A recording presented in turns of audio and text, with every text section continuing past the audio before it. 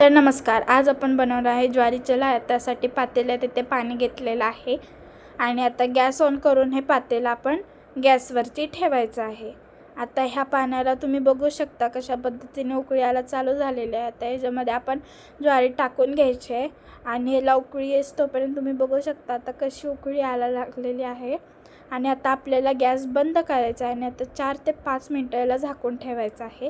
आता ह्याच्यामधलं आपल्याला पाणी नितळून घ्यायचं आहे व्यवस्थित आणि आता हे कपड्यावरती पसरवून घ्यायचं आहे.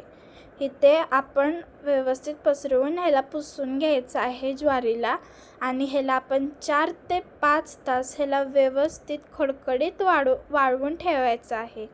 इथे तुम्ही बघू शकता आम्ही कशा पद्धतीने वाळवायला ठेवलेलं आहे. आता तुम्ही बघू शकता इथे ज्वारी आपली खडखडीत 4 ते 5 तासानंतर वाळून तयार आहे. आता आपण लाह्या करूया.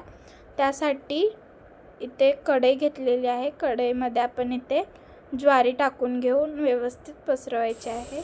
आता इथे तडतड आवाज आला की आपण ह्याच्यावरती झाकण ठेवणार आहे. ते तुम्ही बघू शकता आणि ते झाकण ठेवलेलं आहे. आता तुम्ही बघू शकता कशा लाह्या उडत आहे, त्यामुळे झाकण ठेवणे जरुरी आहे आणि त्या आपली लाह्या तयार आहेत. धन्यवाद.